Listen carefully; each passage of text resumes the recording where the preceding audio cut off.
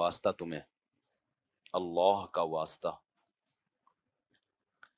اللہ اکبر. یا اللہ.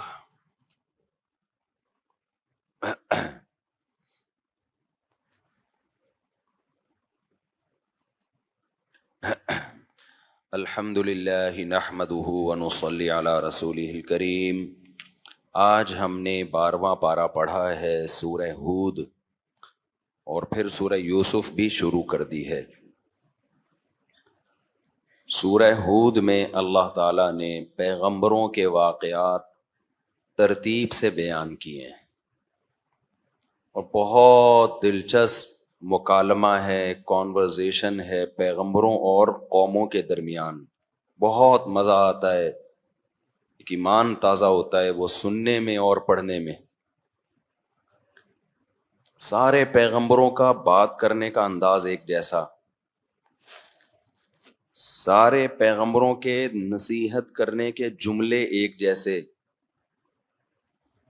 اور قوم کے بدبخت لوگوں کا جواب دینے کا انداز بھی سب کا ایک ہی جیسا، اور وہ جو سینٹنس استعمال کر رہے ہیں وہ بھی سب کے سیم.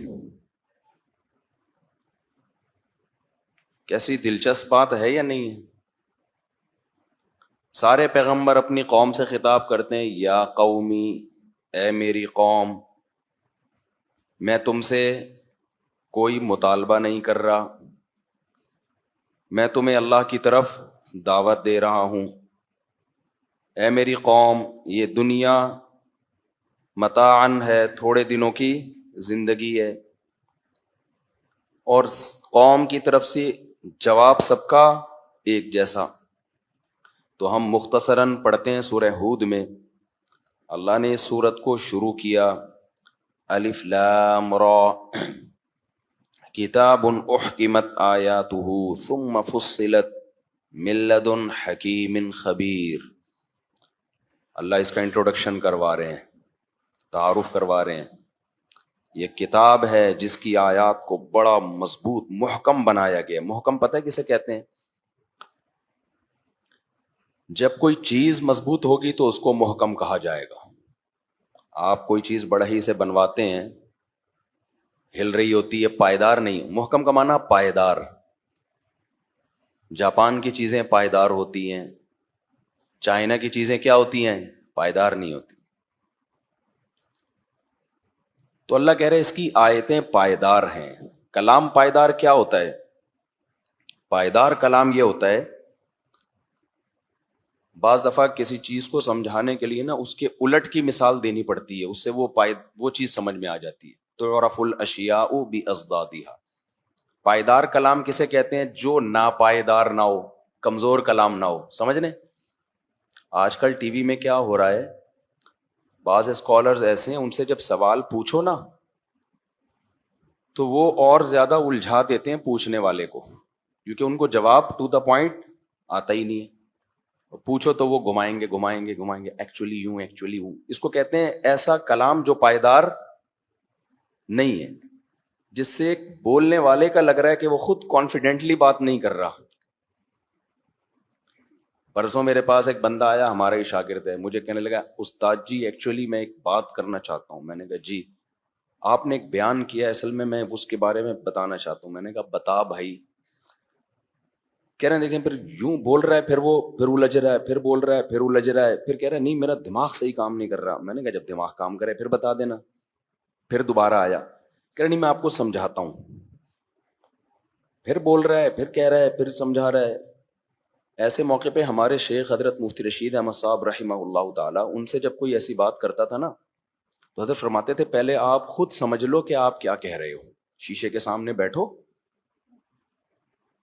اور پھر اپنی بات میں خود غور کرو کہ خود آپ کو بھی سمجھ میں آ رہا ہے کہ میں کیا کہہ رہا ہوں. جب انسان کے پاس علم میں مضبوطی، پختگی نہیں ہوتی اور شوق ہوتا ہے ہر بات کا جواب دینے کا، جس کو شوق نہیں ہوتا نا وہ تو کہتے ہیں بھائی مجھے اس کا جواب معلوم نہیں، یا فی الحال ذہن میں نہیں، ختم کہانی. آج ایک شخص آیا نا اسلامک بینکنگ کے بارے میں سوال پوچھتا رہا، میں جواب دیتا رہا. ایک سوال جب اس نے پوچھا تو مجھے اس کا جواب اس وقت ذہن میں نہیں تھا. میں نے کہا اس کا اس وقت میرے ذہن میں جواب نہیں ہے. چلا گیا, ابھی خوش ہو کے گیا. میں نے کہا میں تحقیق کر کے بتا دوں گا. ہمارے ہاں بہت بڑی آفت یہ ہے کہ ہر آدمی کو ہر بات کا جواب دینا ہے, تو پھر وہ کبھی بھی پائیدار کلام نہیں کرے گا. تو اللہ نے کیا فرمایا, احکمت آیاتہ. دنیا میں قرآن کے علاوہ جتنی بھی کتابیں آپ دیکھیں گے نا, جو آسمانی کتابیں کہلاتی ہیں یا ان کی نسبت مذہبی لوگوں کی طرف ہے, مذہب کی طرف ہے, ہندوؤں کی ہوگی, سکھوں کی ہوگی, وہ کلام جب آپ پڑھیں گے نا آپ کو لگے گا یہ کلام پائیدار نہیں ہے, مضبوط کلام نہیں ہے, گرفت مضبوط نہیں ہے. ایسا لگ رہا ہے کلام کرنے والے کی. ظاہر ہے اس میں اللہ کا کلام کے علاوہ بھی داخل کر دیا نا تورات انجیل میں, تو جو جتنا اللہ کا ہے وہ تو صحیح ہے, پتہ ہی نہیں چلتا اللہ کا کون سا ہے اور بعد میں کون سا ڈالا گیا اس میں. مضبوط نہیں ہے, پھنس جاتا ہے انسان اس کی تشریح میں, اس کی تبھی اس سے پڑھ کے کوئی خاص موٹیویشن نہیں ملتی. اللہ تعالیٰ اپنے کلام کے بارے میں کتنی جگہ فرما چکے ہیں, احکمت آیاتہ, اس کی آیتیں محکم ہیں. بہت کانفیڈنٹلی اللہ بات کرتا ہے اور کوئی اس کے کلام کو چیلنج نہیں کر سکتا. ایک ایک بات دودھ کے دودھ اور پانی کی پانی کی طرح کلیئر ہے, سمجھ میں آتی ہے. اللہ کہتے ہیں وہ کلام ہے کیا, اللہ تعبدوا الا اللہ, ایک ہی دعویٰ ہے اس کا کہ عبادت مت کرو سوائے اللہ کی. غلامی کس کی ہوگی, اللہ کی. کتنا خوبصورت دعویٰ کر دیا بھائی. ساری یونائٹڈ نیشن کی دعوت, امریکہ, جاپان, چین, فرانس, جرمنی, کوئی بھی نہیں کہتا. دنیا میں جاؤ گے کسی ملک کا لا ہے, کوئی آئین ہے کہ ہم کس کے غلام ہیں, بولو اللہ کے. حاکم اعلیٰ کون ہے, اللہ ہے. اور کمال کی بات آپ کو بتاؤں, دنیا میں واحد ملک پاکستان ہے جس کے آئین کی پہلی شق ہے کہ حاکم اعلیٰ کون ہے, اللہ ہے. گو کے عمل نہیں ہو رہا اس پہ, یہ لکھا ہوا ہونا بھی کوئی کم نعمت ہے. نہیں آئی میرا خیال ہے بات سمجھ, یہ لکھا ہوا ہونا کم نعمت نہیں ہے. تو اللہ نے فرمایا اللہ تعبدوا الا اللہ, کہ غلامی جو عبادت کا مفہوم میں بیان کرتا رہتا ہوں نا, اس کو ریپیٹ نہیں کروں گا, وہ صرف کس کی ہوگی, اللہ کی ہوگی. اننی لکم منہ نذیر و بشیر, اور اے نبی آپ ان کو پیغام پہنچا دیں, جیسے کل کی آیات میں آیا تھا کہ میں تمہارے لیے ڈرانے والا اور تمہیں خوشخبریاں دینے والا ہوں. جو پیغمبر کا اصل کام ہے, یہ کام یونیورسٹیوں کے پروفیسروں کا نہیں ہے, یہ کام لیکچرار کا نہیں ہے, یہ کام سائنسدانوں کا نہیں ہے, فزکس کیمسٹری کی کتابوں کا یہ ٹاپک نہیں. یہ میں بار بار ان کتابوں کو اس لیے ذکر کرتا ہوں کہ آج ہماری نئی جنریشن نے انہی کو سب کچھ سمجھ لیا ہے. سمجھتے ہیں جس کو فزکس کیمسٹری آتی ہے وہ کامیاب ہے. نا نا نا نا, آپ کو آپ کا مقصد حیات قرآن بتائے گا, اس کے بعد باقی چیزیں ہیں. تو اللہ تعالیٰ فرماتے ہیں وَأَنِ اسْتَغْفِرُوا رَبَّكُمْ, اور اس قرآن کا خلاصہ اللہ بیان کر رہے ہیں, وَأَنِ اسْتَغْفِرُوا رَبَّكُمْ ثُمَّ تُوبُوا إِلَيْهِ. ان کے ذریعے پتہ ہے کیا عربی میں ہوتا ہے, حاصل اس کا یہ ہے, اس کلام کا. تو اللہ کہتے ہیں یہ کتاب جو محکم آیات ہے نا, اس کا حاصل کیا ہے, ایک اللہ کی عبادت ہوگی, اس کے سوا کسی کی عبادت نہیں ہوگی. اور اے محمد آپ بتا دیں میں تمہیں ڈرانے والا بھی ہوں اور خوشخبریاں سنانے والا بھی. یہ دوسرا اس کا کلام کا خلاصہ ہے, وَأَنِ اسْتَغْفِرُوا رَبَّكُمْ. تیسری بات یہ, تم سے کوئی غلطی ہو جائے تو اپنے رب سے توبہ کرو. انگریز سے غلطی ہوتی ہے, سوری کرتا ہے, انسانوں سے, اللہ سے بولو نہیں. دنیا میں سوری اور استغفار, ایکسکیوز کرنا, یہ کامن ہے, یہ کوئی اسلام کے ساتھ خاص بولو نہیں ہے. اللہ کے ساتھ ایکسکیوز کرنا, اللہ سے ایکسکیوز کرنا, اللہ سے سوری کرنا, اس کی دعوت کون دے رہا ہے, بولتے کیوں نہیں بھائی؟ قرآن. تبھی گورا اگر انگریز جاپانی وہ بہت اچھے اخلاق کے ہیں، اگر ان کی غلطی نہ بھی ہو، اتنے اچھے اخلاق ہیں ان کی غلطی نہ بھی ہو، غلطی آپ کی ہو، سوری وہ کر رہے ہوتے ہیں. کس سے؟ بولتے کیوں نہیں؟ آپ سے. بھئی اللہ کی نظر میں تو ان کا مقام بہت اونچا ہونا چاہیے. نہ اللہ کہتا ہے جس سے سوری کر رہے ہو اس کی نظر میں تمہارا مقام اونچا ہونا چاہیے، لہذا اونچا ہے. لوگ کہتے ہیں جیپنیز. میں نے تو دیکھا جاپان میں ایک جاپانی پوسٹ لے کر آیا، بائک سے اترا، ہیلمٹ پہنا ہوا تھا، بائک سے اترتے ہی 3 دفعہ یوں کیا اس نے. میں نے کہا یہ کیا کر رہے بھائی؟ انہوں نے کہا ان کو بچپن سے اسکولوں میں سکھایا جاتا ہے جب بھی کسی سے ملو تو 3 دفعہ اس کے سامنے جھکو. ہمارے یہاں آتا ہے یوں کر کے جھڑم کر کے اخبار پھینک کے جاتا ہے. بعض دفعہ وہ چھت پہ گر رہا ہوتا ہے، بعض چھجے پہ گر رہا ہوتا ہے. مہینے کے بعد آدمی دیکھتا ہے بھائی پیسے پورے لے رہا ہے، اخبار کہاں ہے بھائی؟ پتہ نہیں پڑوسیوں کے کھڑکی سے گھس رہا ہے یا کہاں جا کے گر رہا ہے وہ. بعض دفعہ جس گھر میں ڈاک دینی ہوتی ہے وہاں جا نہیں رہی ہوتی. میں نے گھر چینج کیا، میرے گھر میں حبیب بینک کے لیٹر آ رہے ہیں. جس گھر میں گیا ہوں میں نے کہا میرے لیٹر سے کیا بھائی، وہ پرانے کرایہ دار تھے، ان کو سمجھایا پھر بھی وہیں لیٹر آ رہے ہیں. تو جاپانی کیا کرتا ہے جب ملے گا 3 دفعہ یوں، اتنے اچھے اخلاق، غلطی نہیں بھی ہو سوری کون کر رہا ہوتا ہے؟ جاپانی.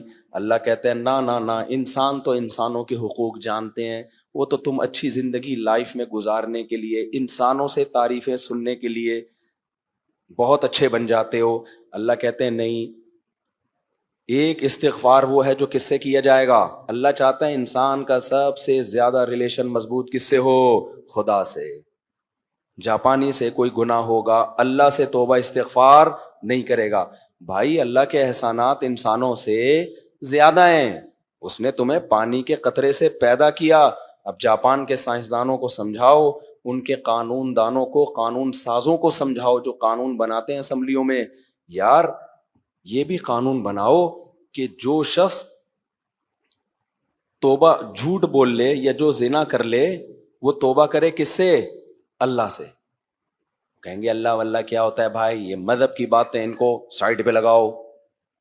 تو اس لیے اللہ کا سب سے زیادہ غضب کس پر ہے؟ کافر پر. سمجھتے ہو؟ تبھی انگریز زنا کرے گا توبہ بولو نہیں کرے گا، کیونکہ زنا سے انسان ناراض نہیں ہوتے. کون ناراض ہوتا ہے؟ اللہ. ہاں جبری زنا کرے گا پھر توبہ کرے گا وہ، اللہ سے نہیں. جرمانہ دے گا، پینلٹی دے گا. ان کے پینلٹی ہے کسی اور سے جبری زنا کی اتنے پیسے پکڑاؤ اس کو، تو وہ بھی ثابت ہو جائے. اکثر تو ثابت ہی نہیں ہو رہا ہوتا.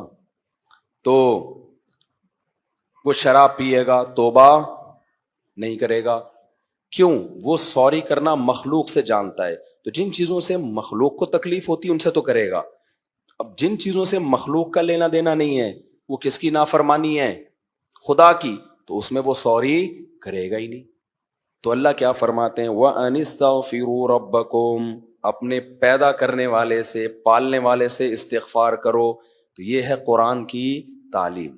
مسلمان میں کافر میں فرق یہ ہے، مسلمان سے جب غلطی ہوتی ہے تو کس سے توبہ کرتا ہے؟ اللہ سے پہلے کرتا ہے، مخلوق سے بعد میں. پہلے تو اللہ ہے. دیکھو یوسف علیہ السلام کے واقعے میں بھی آ رہا ہے، شعیب علیہ السلام کے واقعے میں بھی آ رہا ہے، اسی صورت میں آیا ہے. شعیب علیہ السلام نے اپنی قوم سے کہا ناپ تول میں کمی مت کرو.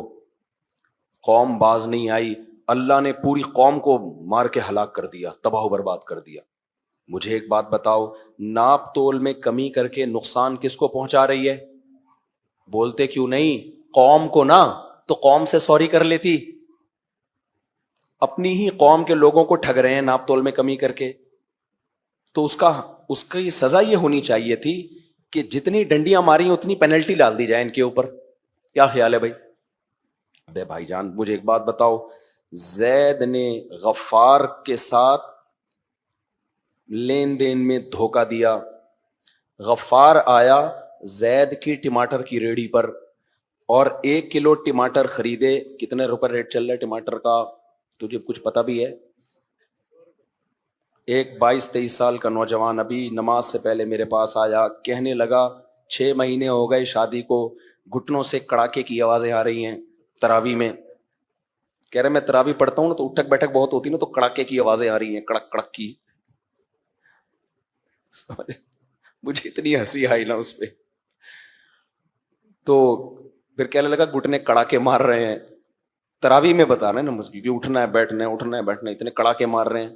تو مجھے وہ شعر یاد آ گیا, رنگ چہرے کا زرد کیسا ہے, کیا ہے, آئینہ گرد گرد کیسا ہے, کام گھٹنے سے جب لیا ہی نہیں پھر یہ گھٹنے میں درد کیسا ہے. ابھی تو 6 مہینے ہوئے شادی کو. میں نے کہا بھائی جان ابھی 6 مہینے میں گھٹنے کڑاکے مار رہے ہیں, ابھی تو بچے بھی نہیں ہوئے, 20-30 سال گزر جائیں گے تو دھماکے ہوں گے پھر.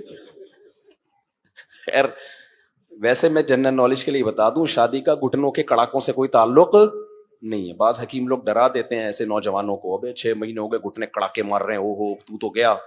تو شادی سے یہ شادی نہیں ہوتی تو ہو سکتا ہے ڈبل کڑاکے, کونیاں بھی کڑاکے مار رہی ہوتی ہیں. خیر تو میرے لیے نماز پڑھنا مشکل ہو گیا. نماز سے پہلے اس نے کہا میرے 6 مہینے شادی کو گھٹنے کڑاکے مار رہے ہیں. اتنی مجھے مشکل ہوئی ہے نا, میں نے کہا بھائی یار بعد میں بتا دیتا یہ بات. خیر تو آج کل نوجوانوں کے ساتھ یہ عمومی مسئلہ ہے, تراویح میں نا گھٹنوں سے کڑک کڑک کی آوازیں آتی ہیں. تو اس کا حکیم لوگ ایک علاج بتاتے ہیں, ایلو ویرا, لیکن خود سے نہ کھائیں, کسی ماہر طبیب کو بتا دیں. یہ سابودانہ نہیں ہوتا وہ بھی, تو وہ کڑاکے ختم ہو جائیں گے, وہ گریس کا کام دیتا ہے. لیکن خود سے یہ کام خدا کے لیے نہ کرو, کسی ماہر حکیم سے مشورہ لے کے, کسی ڈاکٹر سے مشورہ لے کے. خیر تو اللہ تعالیٰ نے, اب دیکھو شعیب علیہ السلام نے کیا کیا. اب میں ایک مثال دے رہا تھا, ایک آدمی نے ٹماٹر کی تھیلی ریڈی سے 1 کلو ٹماٹر خریدا, 100 روپے کا فرض کر لو, 100 روپے کا ٹماٹر لیا, 1 کلو لینا تھا. اس نے ڈنڈی ماری, ڈنڈی کتنی مارے گا, 1 کلو کے بجائے اس کو دے دے گا 900 گرام یا 800 گرام. ڈنڈی ایسے ہی ماری جاتی ہے نا. تو اس طرح 10 آدمیوں کے ساتھ ٹھگا اس نے. تو جب اس کو پکڑا جائے گا, اس نے جتنا ٹماٹر کا لوگوں کو نقصان پہنچایا ہے اتنا جرمانہ اس کے کندھوں پہ ڈالا جائے گا. یہ سزا کافی ہے یا نہیں ہے؟ اس سے زیادہ سزا بنتی ہے؟ بولو نا, کیا ہو گیا؟ نہیں بنتی بھائی. بھائی جتنے لوگوں کو ٹماٹروں میں ڈنڈی ماری ہے, یا تو اتنے ٹماٹر دو یا اس کے پیسے دو. اسلام میں بھی یہی سزا ہے کہ پکڑا جائے گا اس سے پیسے پورے لیے جائیں گے, اور کوئی سزا نہیں ہے.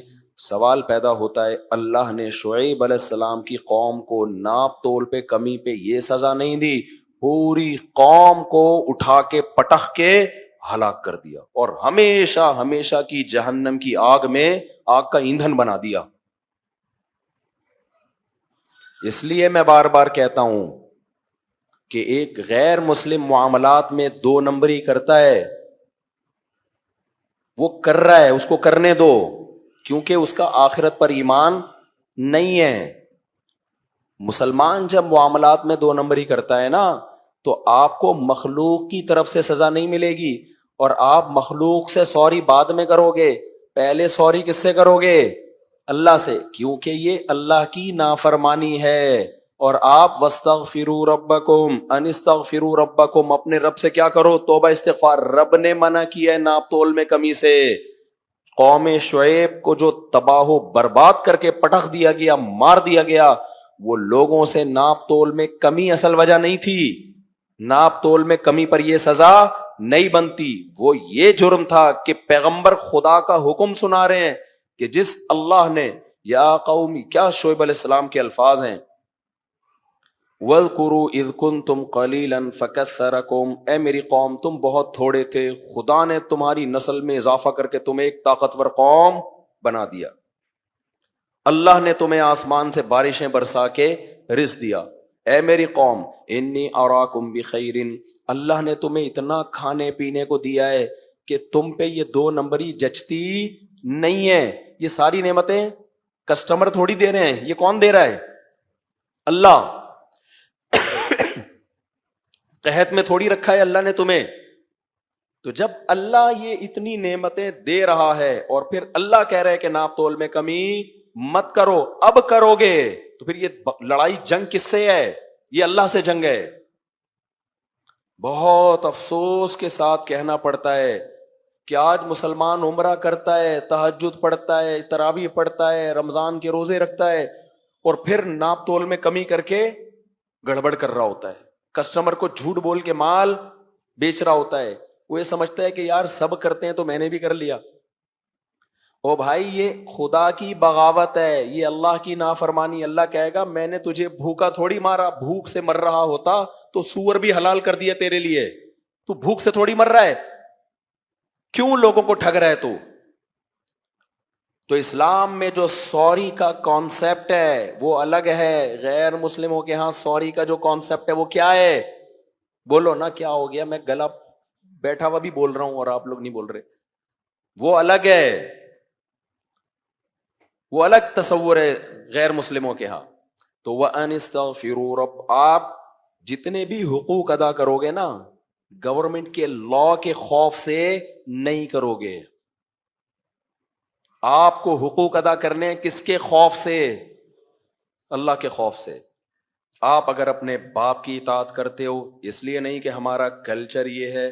کے پی کے میں کسی کا بیان آیا تھا، کسی نے کہا کہ یہاں کو ایجوکیشن، کو پرانی بات ہے، کسی نے کہا نا یہاں کو ایجوکیشن ہونی چاہیے لڑکیوں کو، یہ کیا پردہ وردہ؟ تو اس پہ کسی پشتو اسپیکنگ کا بیان آیا، ہمارا کلچر ہے پردہ.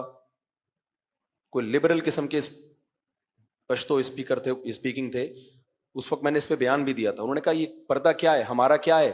کلچر. تو میں نے بیان ریکارڈ کروایا تھا، بھائی کے پی کے والو یہ مت بورا کرو، پردہ ہمارا کلچر ہے. اگر کلچر کی بیس پہ پردہ کیا تو آخرت میں کلچر کی بیس پہ ثواب نہیں ملے گا. یہ بولا کرو ہمارے مذہب میں پردہ ہے، ہم کے پی کے والے ہیں، ہمارا مذہب کیا ہے؟ اسلام. اور ہمارے مذہب میں کیا ہے؟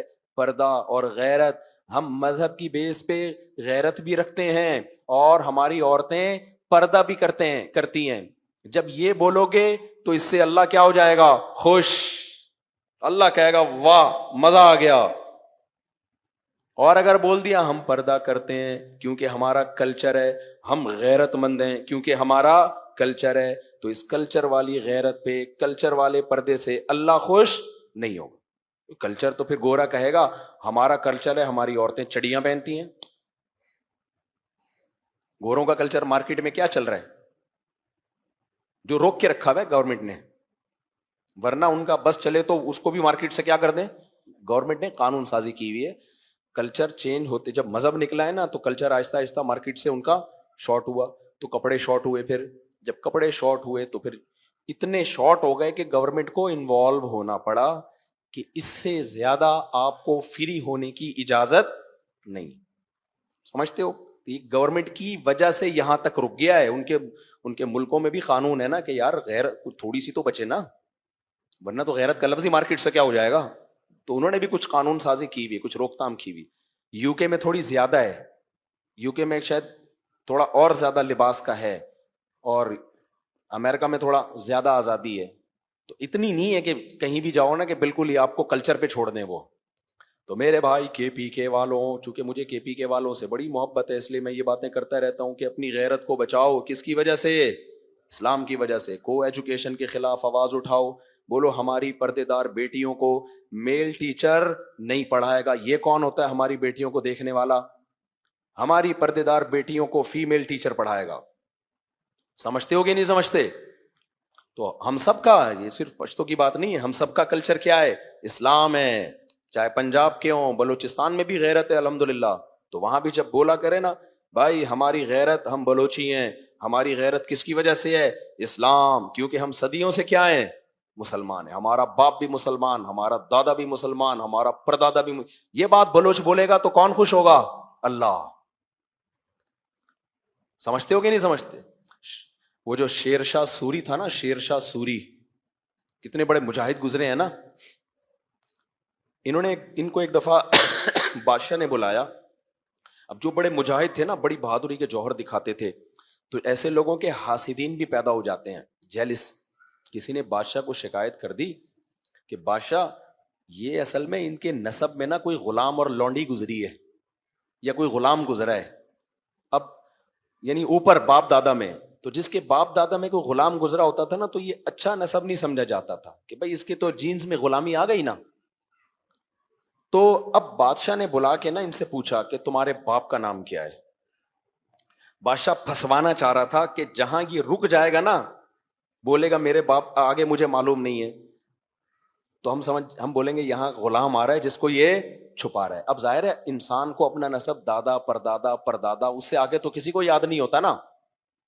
تو شیر شاہ سوری کو بلایا گیا اور کہا گیا تمہارے باپ کا نام کیا ہے؟ اس نے بتایا فلاں. اس کے باپ کا نام کیا ہے؟ انہوں نے کہا فلاں. اس کے باپ کا نام کیا ہے؟ انہوں نے کہا فلاں. اب ظاہر ہے ایک حد تک ہی نوح علیہ السلام تک تھوڑی نہ سب کسی کو یاد ہوتا ہے. 2-4 پشتوں کے بعد شیر شاہ سوری کو اب نام یاد نہیں آ رہا. پھر بادشاہ نے کہا اس کے باپ کا نام بتا. شیر شاہ سوری نے تلوار نکال کے زمین پہ گاڑی، بولا شمشیر ابن شمشیر ابن شمشیر ابن شمشیر ابن شمشیر. تلوار ہوں، تلوار کا بیٹا ہوں، اس کا باپ بھی تلوار، اس کا باپ بھی تلوار. نام یاد نہیں، لقب یاد ہے. لقب کیا ہے؟ ہمارے خاندان میں صدیوں سے باپ دادے تلواریں چلاتے آئے ہیں، تو غیر خاندانی لوگ نہیں ہیں. تو بلوچستان والوں اور KPK والوں اور پنجاب والوں بھی بھائی والوں، جب کوئی تم سے پوچھا کرے تمہارا کلچر کیا ہے، بولو ہم غیرت مند لوگ ہیں، ہماری عورتیں پردہ کرتی ہیں. کیوں بھائی؟ تمہارے باپ دادا کا کلچر ہے؟ ہاں ہمارے باپ دادا کا کلچر ہے. کیوں؟ کہاں سے آیا یہ کلچر؟ بولو ہمارا باپ بھی مسلمان، ہمارا دادا بھی مسلمان، ہمارا پردادا بھی مسلمان، پردادے کا باپ بھی مسلمان. بولو ہمیں جتنی جدی پشتی یاد ہے اب تک کوئی غیر مسلم ہمارے باپ دادا پردادا میں ہمیں یاد نہیں پڑتا. اس اسٹائل پہ کون خوش ہوگا؟ اللہ. سمجھتا نہیں ہے نا بات کو. تو اس لیے اسلام پہ فخر کیا کرو، باقی سب چیزیں کیا ہیں. اور اسلام نہیں تو ہمارے خاندانی نظام کو بچایا ہوا ہے. نہیں ہوتا اسلام تو باپ دادا کا پتہ ہوتا، ہم چیزیں اچھی بنا لیتے. ابا کا پتہ بولو نہیں ہوتا. چیزیں بہت اچھی ہوتی ہیں ہمارے یہاں، ایسی ایسی چیزیں ایجاد کر رہے ہوتے. والد محترم کے بارے میں جب پوچھا جاتا آپ کے والد صاحب کیا کرتے ہیں، تو آپ بولیں کوئی اور بات کریں، ٹاپک چینج کریں. آپ ہم لوگ کے ابا نہیں ہوتے، ان لوگ کے ہوتے ہیں، ان سے جا کے پوچھو. تو ان کے یہاں ہوتے ہیں، کسی کے یہاں نہیں ہوتے. خیر، تو اللہ نے کیا فرمایا؟ وَأَنِ اسْتَغْفِرُوا رَبَّكُمْ. تو میں بتا رہا تھا کہ شعیب علیہ السلام کی قوم کو پورا تباہ کیوں کر دیا گیا؟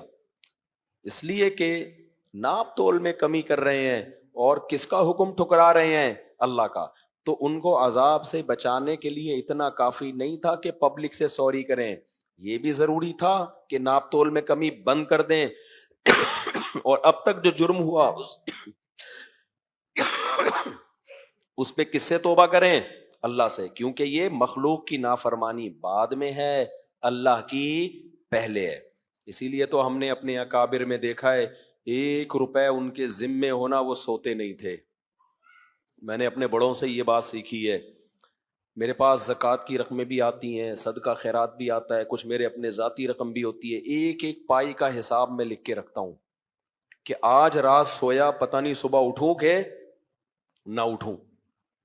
تو مر گیا تو اکاؤنٹ میں جو پیسے پڑے ہوئے ہیں کیا پتہ چلے گا کتنے میرے ہیں کتنے زکوٰۃ کے ہیں. تو اس کے لیے میں نے ایک ایپ بنائی ہوئی ہے، ہر وقت اس کو اپڈیٹ کرتا رہتا ہوں. اسکرین شاٹ عثمان کو بھیجتا رہتا ہوں میں کہ عثمان بھائی مر گیا نا آج.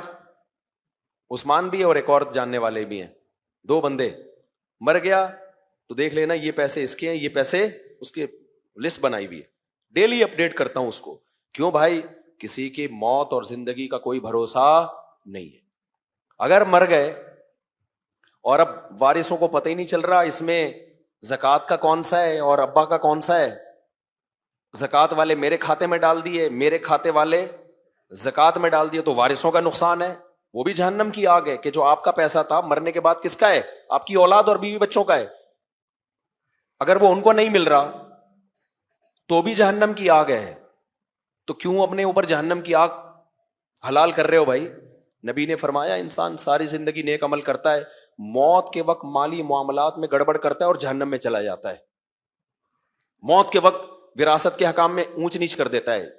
شرعی وارث جو تھا اس کو محروم کر دیا, جو نہیں تھا اس کو دے دیا سارا مال اٹھا کے, ساری زندگی کی نیکی اللہ کیا کر دیتے ہیں, برباد. تو اسلام میں مالی لین دین کو ہلکا مت سمجھو, سمجھتے ہو.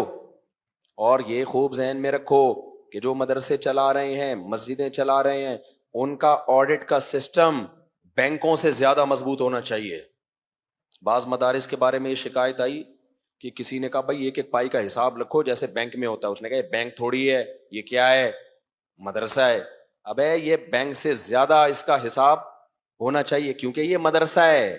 یہاں آپ کس کے نام پہ رہ رہے ہو, اللہ کے نام پہ. ایک پائی دائیں بائیں ہوئی نا محلے میں, جو بھی جہاں بھی مدرسے ہیں, بولے ایک پائی دائیں بائیں چھوڑیں گے نہیں تجھے ہم, ایک ایک پائی کا حساب چاہیے. اندازے بندازے سے کچھ نہیں چلے گا.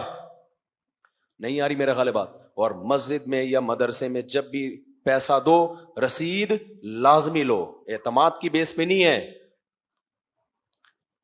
پرسنلی کسی کو زکوٰۃ دے رہے ہو, وہ تو کوئی ادارہ نہیں ہے نا. کسی آپ کو اپنے ماموں پہ اعتماد ہے, ماموں یہ پیسے لے لیں, چاچی کو دے دینا یا پھپھی کو دے دینا, وہ تو آپ جانو, آپ کے ماموں جانے. اگر 100% اعتماد ہے تو دے دو, اس کی تو رسید ماموں نہیں دے گا آپ کو بنا کے.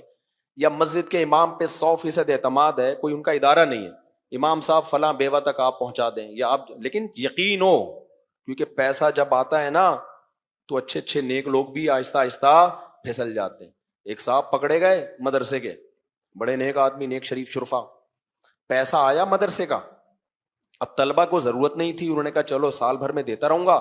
کیا کیا ہے, وہ کروڑوں روپے بزنس میں لگا دیے کہ چلو فی الحال میں اپنی نیت سے نا قرض لے رہا ہوں, لے کے بزنس میں لگا دیے کہ جب پیسہ آتا رہے گا تو طلبہ پہ تو پورے سال 1 کروڑ روپے خرچ کر لوں گا, باقی فی الحال کروڑ پڑے ہوئے ہیں تو کیا کر رہے ہیں اس سے. یہ کہاں سے حلال ہو گیا میرے بھائی, یہ تو حرام ہے, ناجائز ہے. تو یہ بڑے گڑبڑیں ہوتی ہیں, سب نہیں ایسے ہوتے, لیکن پیسہ آنے کے بعد بگڑنے کے چانسز بہت بڑھ جاتے ہیں. تو میں نہیں کہہ رہا سارے بگڑتے, 100% اعتماد ہے, کوئی ادارہ بھی نہیں ہے تو پھر ٹھیک ہے, آپ کو اعتماد کی بیس پہ دے دیا, وہ تو بیچارہ کہاں سے رسید لائے گا. لیکن جب کوئی مدرسہ تو ادارہ ہوتا ہے نا, مسجد کیا ہوتی ہے, ادارہ. اب مسجدوں کے نام پہ ایسی ڈرامے بازی ہوتی ہے, مسجدیں بننا شروع ہوتی ہیں, مسجد کمیٹی میں 1-2 فراڈی ہوتے ہیں. جب وہ کنسٹرکشن کا کام ہوتا ہے نا, وہ فراڈی پھر دبا کے نوٹ چھاپتے ہیں, یار ہماری مسجد میں شٹرنگ کا کام ہو رہا ہے, یہ ہو رہا ہے, وضو خانہ بن رہا ہے, اتنے پیسے وہاں سے, اتنے وہاں سے, اتنے وہاں سے, اتنے وہاں سے. ہو لوگ دے رہے ہوتے ہیں آنکھ بند کر کے. غلط ہے. بے شک وہ کسی مشہور آدمی کی مسجد ہو, وہ بندہ ٹھیک ہو سکتا ہے, لیکن ضروری تو نہیں اس کے دائیں بائیں گھومنے والے سارے ٹھیک ہیں. جب ایک لا بنا ہوا ہے تو رسید کیوں نہیں لے رہے جا کے بھائی. تو نہ مدرسے پہ رسید کٹوائے بغیر چندہ دو کسی کی داڑھی دیکھ کے, اور نہ مسجدوں میں چندہ دو بغیر رسید کے. کم از کم رسید کے بعد حساب تو ہوگا نا, وہ پوچھے گا تو نا اس سے. تو یہ طریقے ٹھیک نہیں ہے. مالی لین دین میں اسلام بہت سینسٹیو ہے, بہت کیا ہے, حساس ہے. جب آپس کے لین دین کو سورہ بقرہ کہہ رہی ہے کہ لکھو, تو مدرسے کے لین دین کو لکھنے کا نہیں کہہ رہی ہوگی. بہت دھندے چل رہے ہیں اب ہمارے ملک میں اس طرح سے. خیر, تو میں جلدی سے ابھی آیتوں کی طرف آتا ہوں.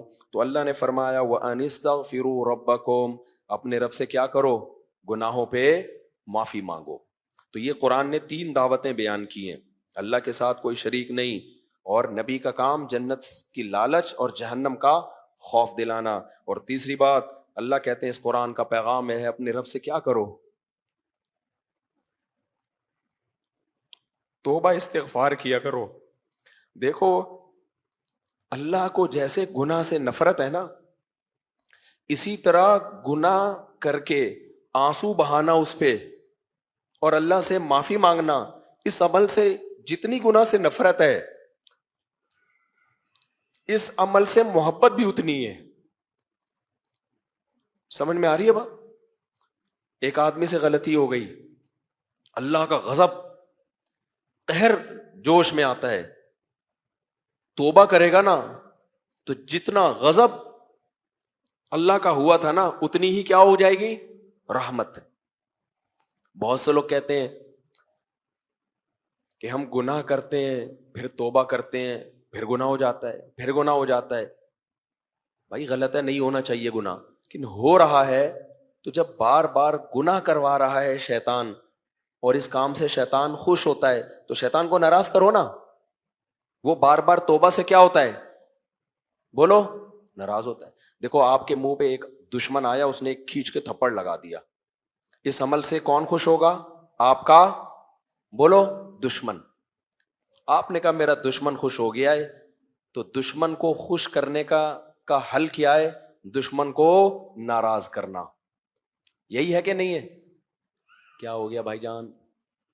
دشمن جس عمل سے خوش ہو رہا ہے تو آپ کو اس عمل سے تکلیف ہوگی نا.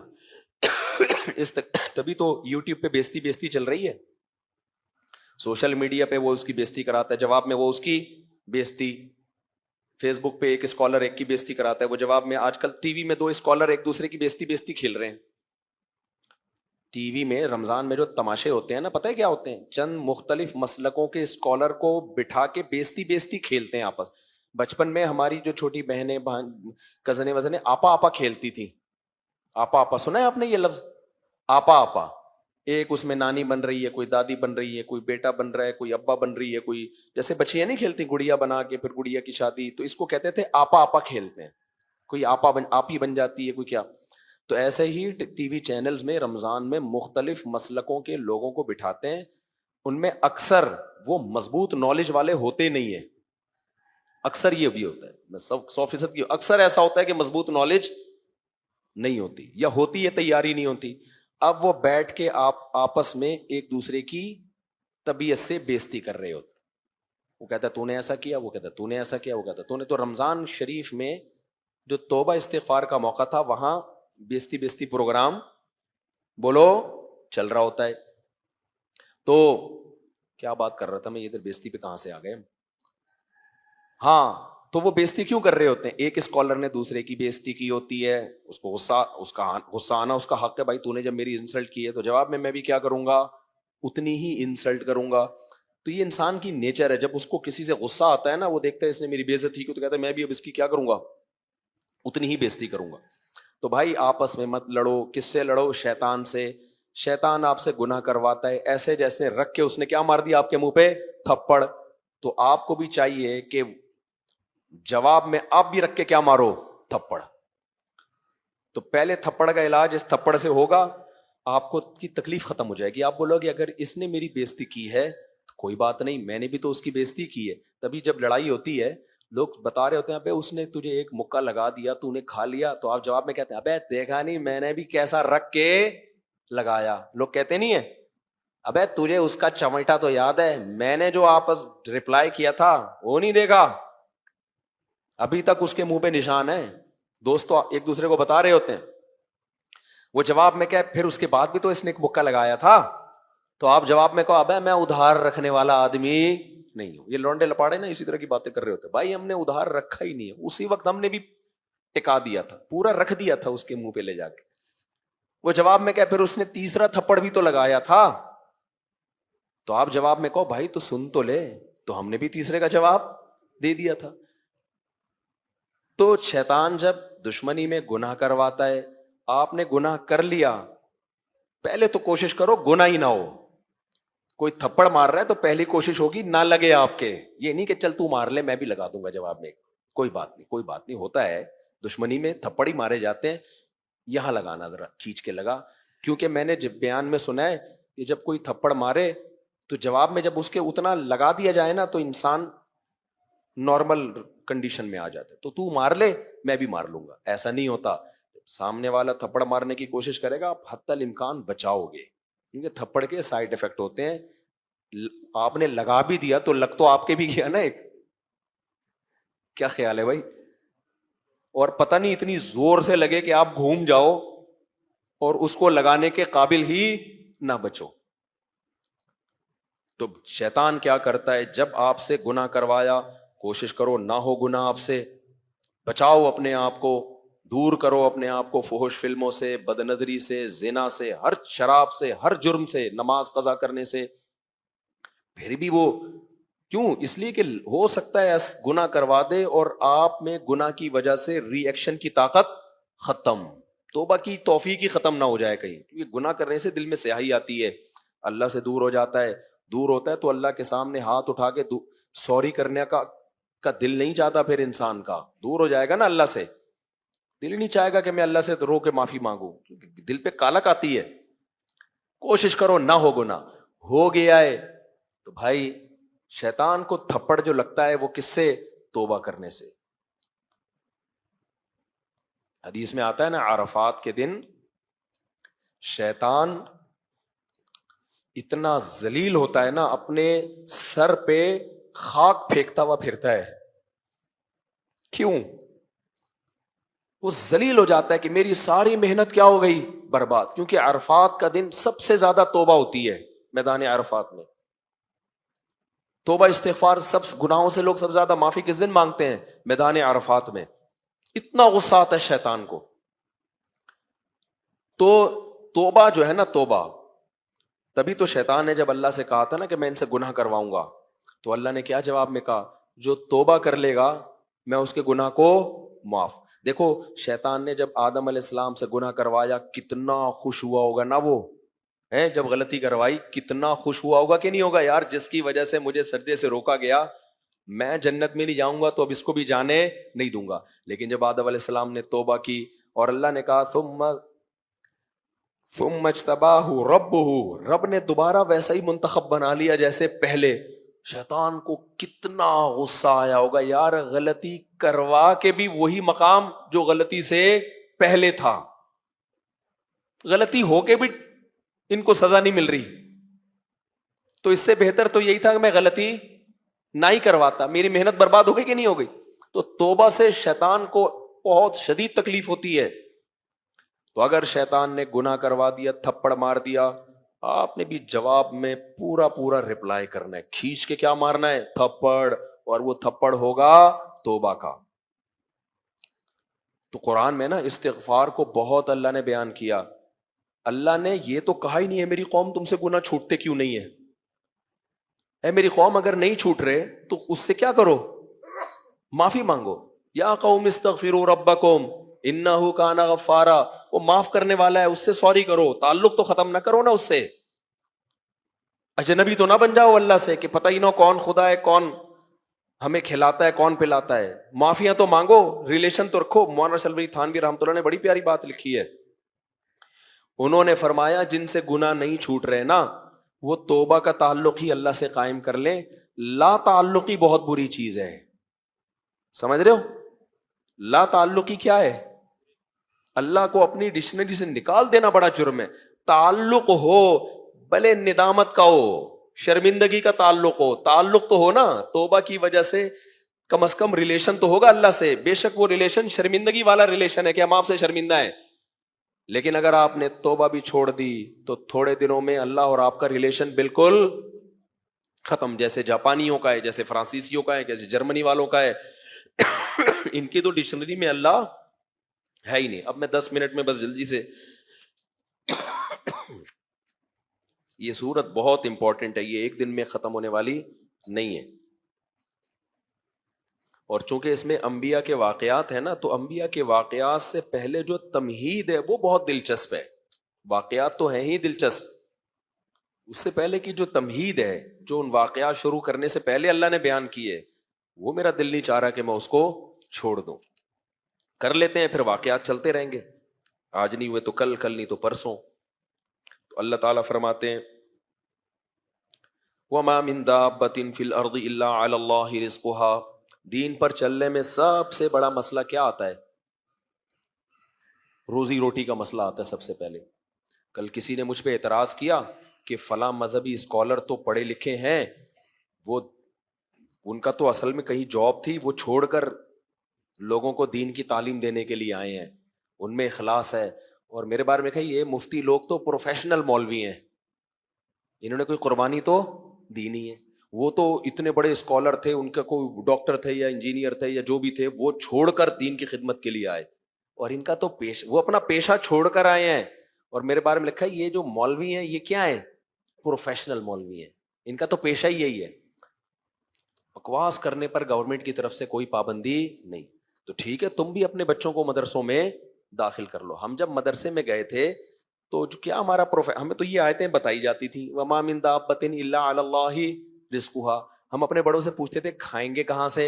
جب ہمیں مدرسے میں عالم کا سرٹیفکیٹ ملے گا اس سرٹیفکیٹ سے کہ ہم پی آئی اے میں جاب لگ جائے گی ہماری, یا 18ویں گریڈ کے آفیسر بن جائیں گے. مسجدوں کی تنخواہیں کیا ہوتی ہیں, اور میرے سارے رشتے دار مالدار ہیں.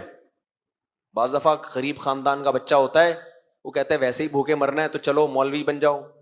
ایسا نہیں ہے, میرے کزن, میرے جو کزنیں ہیں وہ ڈاکٹرز ہیں, اور جو میرے کزن ہیں وہ آرمی میں بریگیڈیئر تک پہنچے ہوئے ہیں.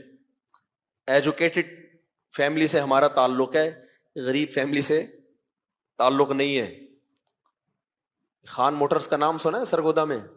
سب سے مشہور خان موٹرز, وہ ہمارے سگے ماموں کی ہے. وہ غصہ ہوں گے میرے بارے میں رپورٹیں کیوں پیش کر رہا ہے.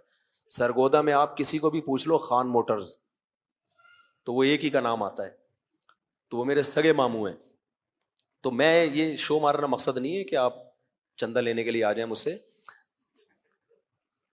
تو ہم جب مدرسے میں گئے ہیں نا, اور یہ جتنے بڑے بڑے علماء ہیں, یہ بیچارے جب مدرسوں میں جاتے ہیں سب سے بڑا اعتراض ہی ہوتا ہے فیوچر تاریخ ہوتا ہے معاشی اعتبار سے. تو میں کہتا تھا کتنی بڑی بڑی قربانیاں علماء دے رہے ہیں مدرسوں میں جا کے, اور اللہ نے ٹوٹی پھوٹی ہم سے بھی لے لی. تو ہمیں اعتراض ہوتا تھا بھائی کھائیں گے کہاں سے, اس سرٹیفکیٹ کی تو کوئی ویلیو ہے نہیں.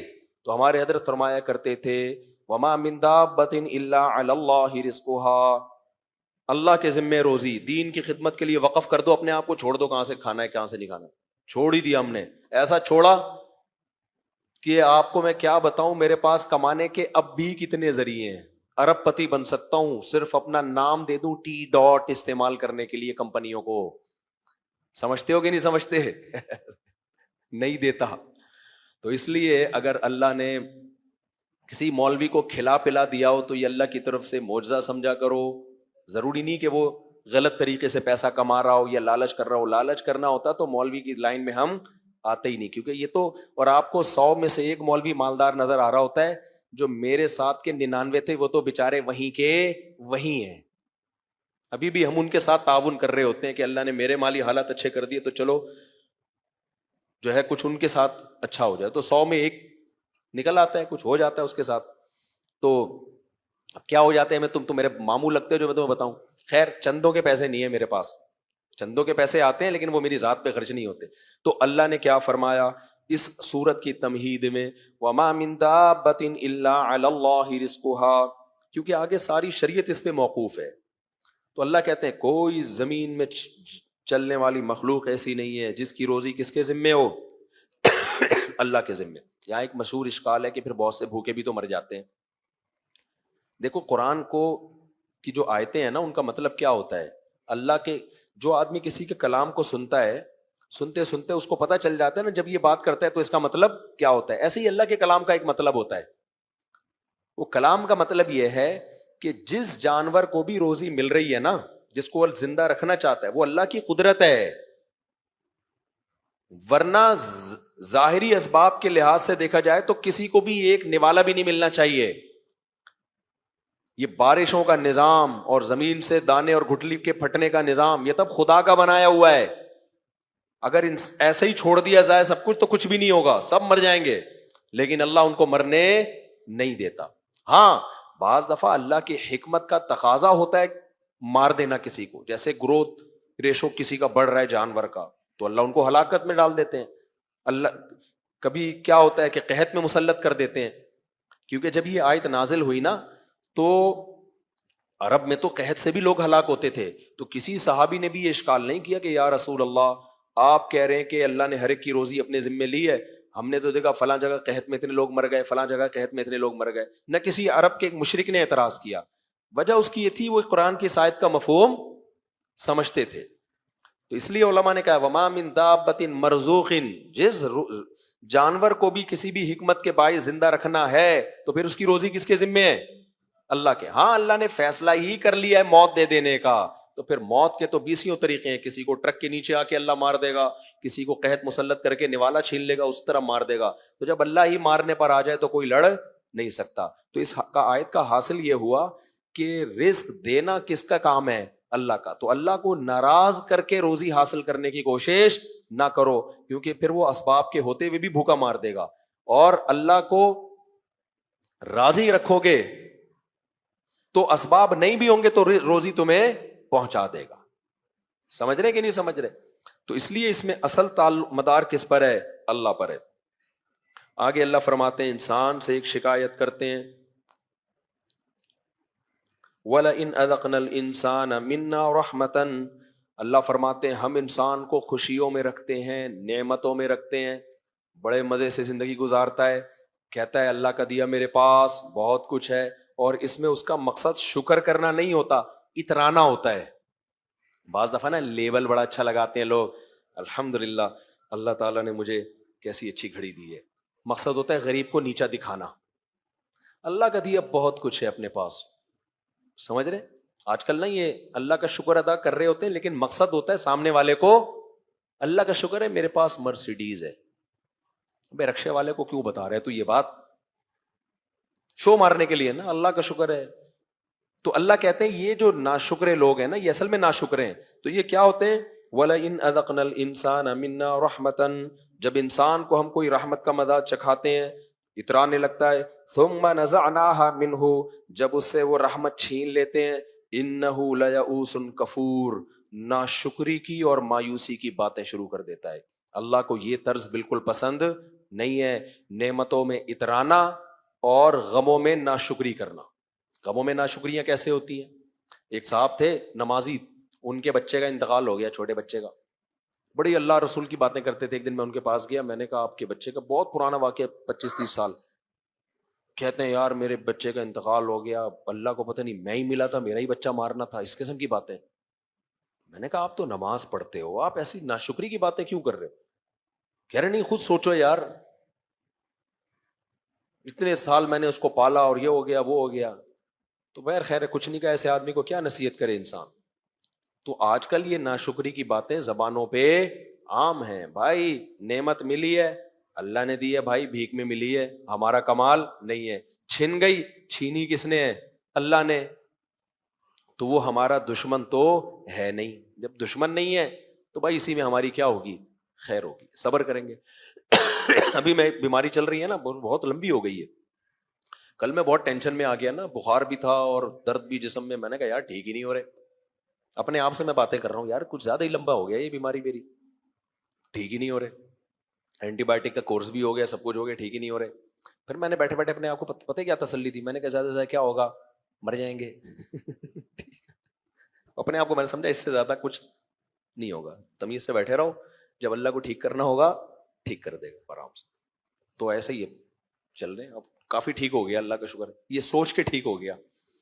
تو یہی سوچا میں نے کہا کیا ہوگا, آواز بیٹھ جائے گی تو اور بند ہو جائے گا گلا, تو کب تک بند ہوگا, تو پھر بند ہوتے ہوتے یہ ہو جائے گا, پھر وہ ہو جائے گا, پھر وہ ہو جائے گا, بالآخر ہاسپٹل میں ایڈمٹ ہو جائیں گے, نلکیاں لگ جائیں گے, بالآخر انا للہ و انا الیہ راجعون. اینڈ تو یہی ہے نا, اللہ نہ کرے ایسا ہو جائے, کوئی فرشتہ آ کے بولے اچھا یار مجھے تو پتہ ہی نہیں تھا یہ آپشن بھی ہے, اللہ صحت دے دے.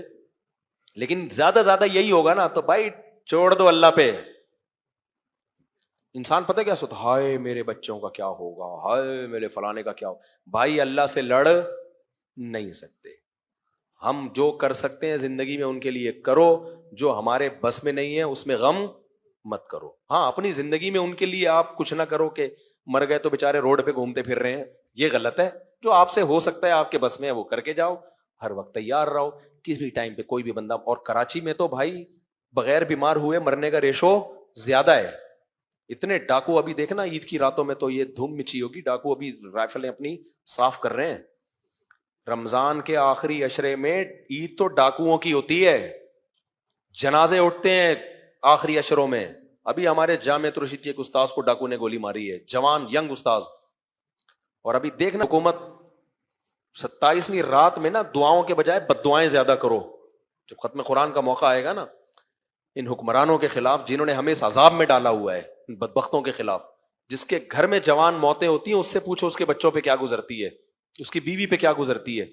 اتنی موتیں ہوتی ہیں کراچی میں رمضان میں اور رمضان کے آخری عشرے میں, کیونکہ لوگوں کے جیبیں بھری ہوئی ہوتی ہیں, شاپنگ کر رہے ہوتے ہیں. ڈاکوؤں کا راج ہوتا ہے, حکمرانوں کو اس سے کوئی غرض نہیں ہے. چند سال پہلے رینجرز کو اختیارات دے دیے گئے تھے ڈاکو کو شوٹ کرنے کی, کراچی میں فوراً کیا ہو گیا تھا, امن. گورنمنٹ اگر آج بھی رینجرز کو مکمل اختیارات دے دے کہ ڈاکو نظر آئے جان سے مار دو, 3 دنوں میں کراچی میں امن ہو جائے گا. لیکن گورنمنٹ کبھی بھی یہ کام نہیں کرتی. کیوں نہیں کرتی؟ شاید ان کے اپنے بندے بھی اس کام میں ملوث ہوں. یہی ہوگا. کہتے ہیں ہم کیوں رینجرز کو, میں رینجر جب بھی بات کرتا ہوں کہہ رہے ہیں گورنمنٹ ہمیں اختیارات ہی نہیں دیتی ہے. تو اب خیر یہ کیا قصے ہم تراویح میں لے کے بیٹھ گئے, تو بس جلدی سے بات کو سمیٹ کر ختم کرتا ہوں. اللہ فرماتے ہیں اگر کوئی غم پہنچتا ہے انہ لیئوس کفور, یہ مایوس بھی ہوتا ہے اور ناشکر بھی. سورہ ہود اگر آپ کو قرآن آتا ہو نا عربی میں, خدا کی قسم سننے سے کلیجہ پھٹنے لگتا ہے. اتنی اس کی آیتوں میں ایسا تناسب ہے. کسی اچھے قاری کی آواز میں سورہ ہود ترجمہ سامنے رکھ کے سنا کریں, بہت مزہ آئے گا. بس 2-3 آیتیں میں پڑھ لیتا ہوں. اور اللہ کہتے ہیں وَلَئِنْ أَذَقْنَاهُ نَعْمَاءَ بَعْدَ ضَرَّاءَ, اللہ کہتے ہیں پھر اگر ہم غم اس سے دور کر دیں, پہلے تو بڑا روتا ہے اللہ اس عذاب میں ڈال دیا, مجھے نکال لے مجھے نکال لے. اللہ کہتے ہیں پھر ہم جب دوبارہ اس کو خوشی دے دیتے ہیں, لَيَقُولَنَّ ذَهَبَ السَّيِّئَاتُ عَنِّي إِنَّهُ لَفَرِحٌ فَخُورٌ, پھر شیخیاں بھگارنے لگتا ہے, پھر کیا کرتا ہے اترانے لگتا ہے, اور اپنے رب کو جو غم میں تھوڑا بہت رب یاد بھی آ رہا تھا نا, اس رب کو بھول جاتا ہے. یہ انسان کی کیا ہے حالت ہے. تو اللہ فرماتے ہیں اِلَّا الَّذِينَ صَبَرُوا, ہاں جن کی طبیعت میں صبر ہے, وَعَمِلُوا الصَّالِحَاتِ, جو اچھے اعمال کرتے ہیں, أُولَٰئِكَ لَهُم مَّغْفِرَةٌ وَأَجْرٌ كَبِيرٌ. ان کی یہ کنڈیشن نے, نہ یہ خوشی میں آپے سے باہر ہوتے ہیں اور نہ یہ غموں میں کنٹرول سے باہر ہوتے ہیں. کسی کے گھر میں دینداری کا اندازہ لگانا, ان کے گھر میں میت سے لگا لیا کرو اور شادی سے لگایا کرو. شادی میں خوشی ہوتی ہے اور میت میں کیا ہوتا ہے غم. کسی قوم کو دیکھنا ہونا یہ کتنا پجامے میں ہے یا پجامے سے باہر ہیں, تو جو شادیوں میں دنادن اچھل رہے ہیں نا, ڈھشیوں ڈھشیوں کلابازیاں کھا رہے ہیں, یوں کر رہے ہیں یوں کر رہے ہیں, یہ سوچ کے کیا ہے, یہ ایسا بتا رہے ہیں جیسے دنیا میں ہمارے یہاں ہی شادی ہوئی ہے, باقی تو پتہ نہیں بلوٹوتھ سے پیدا ہوئے ہیں بچے یا کیا ہوا ہے. میں ایک جگہ گیا کہیں نکاح پڑھانے, میں نے ان کو پہلے کہا غیر شرعی شادی میں نہیں جاؤں گا. میں گیا ہوں تو 1 گھنٹہ لگا بارات کو پہنچنے میں, وہ ٹھیوں ٹھیوں کیا ہو رہا ہے, اتنی بڑی ٹینشن یار. میں نے کہا تم لوگوں نے کیا کہا, اگر ہم نے اس طرح سے کی ہوتی تو ہم تو ایک ہی پہ آ کے پھنس چکے ہوتے. اب تو کیا ہو رہا ہے, دولہا گانے سنا رہا ہے دلہن کو شادی میں, دلہنیں اس کے ساتھ آ کے بیٹھ رہی ہیں اور سارے مکس گیدرنگ ہے, لڑکے لڑکیاں مکس ہو رہے ہیں. چھوڑ دو یار چھچورے پن کو, کیا کرو بس کرو بس کرو. تو شادی میں اللہ کی حدود سے کراس کر جانا, یہ اس کی علامت ہے کہ دینداری بولو نہیں ہے. آپ کو پہلی دفعہ کوئی خوشی ملی ہے, اس سے پہلے آپ نے کوئی خوشی کبھی دیکھی نہیں ہے, آپے سے باہر ہو جاتے ہیں. اور غم میں بھی ایسا ہی ہے, میت ہوتی ہے تو وہ جو رو رہے ہیں ہاں ہو, ایسے پروگرام چل رہے ہیں باقاعدہ رونے کے.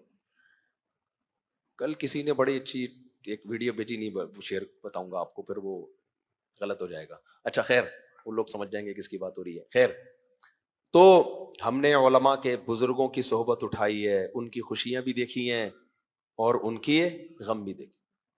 خوشیاں بھی چہرے سے خوشی کے آثار جھلک رہے ہوتے ہیں, حدود میں رہتے ہیں اور دل سے خوش ہوتے ہیں. اور جب غم ہوتا ہے, ہمارے نبی کیسے خوش ہوتے تھے, حتی اذا سر استنار وجہہ کأن وجہہ قطعۃ قمر. حضرت کعب بن مالک کی توبہ قبول ہوئی نا, ہمارے نبی کے چہرے پہ خوشی. تو یہ نہیں کہ حضرت کعب بن مالک نے ڈھم ڈماڈم شروع کر دیا اور پورا نائٹ پروگرام ہوگا معاذ اللہ, اور جی میری توبہ قبول. وہ کہتے ہیں کعب بن مالک اسلام لانے کے بعد میری زندگی میں اس سے بڑا خوشی کا دن نہیں آیا. بخاری مسلم کی حدیث ہے. اتنے خوش تھے, اتنے خوش کہ جو خوشخبری لے کر آیا, کہتے ہیں میرے پاس تحفہ دینے کے لیے کچھ بھی نہیں تھا, اوپر چادر پہنی تھی میں نے اور نیچے لنگی, وہ چادر اتار کے میں نے اس کو دے دی.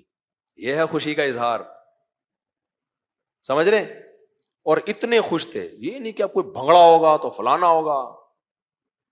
تو پھر جب نبی کے پاس آئے, کہتے ہیں نبی کا چہرہ 14ویں کے چاند کی طرح خوشی سے چمک رہا تھا. فرمایا ابشر بخیر یوم مر علیک منذ ولدتک امک, اے کعب تیری ماں نے جب سے تجھے جنا ہے نا, اس سے بڑا تیری زندگی میں خوشی کا دن نہیں آیا. اس دن کی میں تجھے مبارکباد دیتا ہوں. صحابہ بھی خوش ہوتے تھے بھائی, ان کی شادیاں بھی ہوئی ہیں, ولیمے بھی کیے ہیں.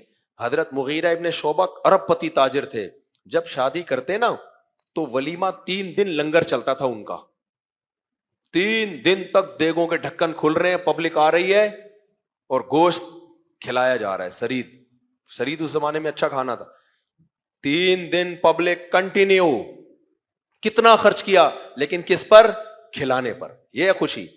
آج خوشی شروع ہوتی ہے, لڑکیاں نیم برہنہ کپڑے پہن کے آ جاتی ہیں, اور کسی نے بڑی زبردست بات کی ہے, لڑکا منہ دھو رہا ہو نا, سمجھ لو گھر سے باہر جا رہا ہے. لڑکی منہ دھو رہی ہو, سمجھ لو باہر جانے کا اس کا کوئی پروگرام نہیں ہے. وہ میک اپ اتار رہی ہے نا منہ دھو کے.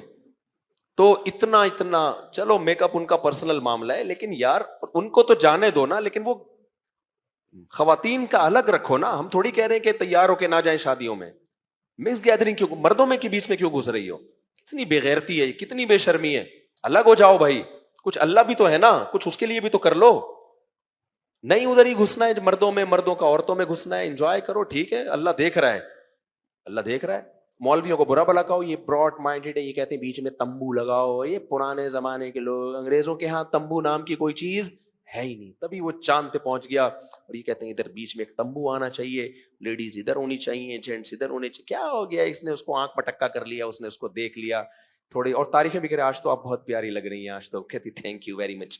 پرانے زمانے میں اٹھا کے چپیٹ لگاتی تھی, اب چونکہ غیرت ویرت ختم ہو گئی تو آج تو آپ بہت پیاری لگ رہی ہیں, تھینک یو. اور انٹی آپ بھی ماشاءاللہ, انٹی تو بول نہیں دینا کبھی غلطی سے, شادی میں پوری طلاق ہو جائے گی وہیں پہ, بتا رہا ہوں. تو یہ سب دل کے خوش کرنے کے بہانے ہیں. اس سے میں اور آپ مطمئن ہو سکتے ہیں, جس رب نے پردے کی آیات نازل کی ہیں اس کے قہر اور غضب جوش میں آتا ہے. اس نے شعیب علیہ السلام کی قوم کو کہا ناپ تول میں کمی مت کرو, اکھاڑ پھینکوں گا میں تمہیں. اس نے ہماری عورت کو کہا ہے غیر محرم مرد کے سامنے زینت اختیار نہیں کرنا. تو دنیا کو کوئی غم نہیں ہوتا, اور مولویوں کو بھی نہیں ہوتا. آپ سمجھ, ہمیں کیا ہو رہا ہے, تم جاؤ جہنم میں, ہم نے کیا, ہمیں تو اپنے بچوں کی فکر ہوگی, اپنی بیٹیوں کی. جس نے دین پہ آنا ہے آ جائے, نہیں آنا جائے کہاں, جہنم میں. لوگ سمجھتے ہیں اندر سے جل رہے ہیں. ہم کیوں جلیں گے, ہم تو 4 لے کے بیٹھے ہوئے ہیں. کیا خیال ہے, اللہ بچائے, یعنی 4 سے نہیں بچائے, اللہ تعالیٰ شو مارنے سے بچائے. لیکن آپ کو بتا رہے ہم کیوں جلیں گے. ہمارے لیے تو اللہ نے حلال کے راستے کھولے ہوئے ہیں, اتنے حلال کو عام کر دیا اللہ نے ہمارے لیے. ہم تو تم پہ ترس کھا رہے ہیں کہ تم سڑتے رہو ساری زندگی بدبودار گند میں منہ مار مار کے. نہ تمہیں بیوی کی محبت ملتی ہے, نہ تمہیں بچوں سے پیار ملتا ہے, کیونکہ بچوں کو پتا ہوتا ہے میرا باپ ٹھرکی ہے. ایک دن فلاں آنٹی کو دیکھ رہا تھا, ایک دن فلاں آنٹی. بچوں کے دل سے باپ کی عظمت. میرے باپ کے بارے میں مجھے کوئی شکایت کرتا کہ میرے والد صاحب خواتین کو دیکھتے تھے جا کے غلط نظروں سے, میرے دل میں اپنے باپ کی عزت رہتی. آج جب بھی میں اپنے باپ کا نام لیتا ہوں, میں اپنے جذبات پہ قابو نہیں رکھ پاتا. عقیدت میں, محبت میں نہیں مجھ سے ذکر ہوتا اپنے والد کا. کیوں؟ میرے دل میں ان کی ایک عظمت ہے, شریف آدمی تھے. آج تک میں نے نہیں کبھی سنا ان کے بارے میں, نہ کبھی دیکھا کہ کسی غیر محرم عورت کو غلط نظر سے دیکھ رہے ہو. ہمیشہ میں نے ان کی نظریں کہاں دیکھی, نیچے, ہمیشہ نظریں نیچے دیکھی. تو یہ جو سوسائٹی آپ ہمیں دے رہے ہو نا, مس گیدرنگ والی, یہی ٹھرکی لونڈے لپاڑے کل باپ بھی بنیں گے, اور یہ عادتیں ختم نہیں ہوتی. ان کی عورتیں بھی دیکھیں گی ہمارا میاں ٹھرکی ہے, ان کے بچے بھی دیکھیں گے, تبھی ان کا گھریلو نظام تباہ و برباد. گدے گھوڑوں والی زندگی ہوتی ہے ان سیکولر لبرل لوگوں کی, گدے گھوڑوں والی زندگی. ان کے گھروں میں عزتیں محبتیں نہیں ہیں, وقار ختم ہے, کیونکہ انہوں نے خدا سے بغاوت کی ہے. اللہ سب سے پہلے ان کے گھروں کے سکون کو چھین لیتا ہے. تو بھائی اللہ کو ہم کب کہہ رہے ہیں شادی مت کرو, ہم تو کہتے ہیں 4 کرو, 4 دفعہ ولیمے کرو. ہم کہہ رہے ہیں دعوت میں عورتوں کو بھی بلاؤ, مردوں کو بھی بلاؤ. ایک بیچ میں پارٹیشن کا کہہ رہے ہیں, یار تو ان کو ادھر کر دو. ہم خواتین کو یہ بھی کہہ رہے ہیں میک اپ کر کے جاؤ, تیار ہو کے جاؤ, آپ کا حق ہے بھائی, زینت عورت کا حق ہے, لیکن وہ زینت غیر محرم مرد کے لیے نہیں ہونی چاہیے. پارٹیشن کر دو.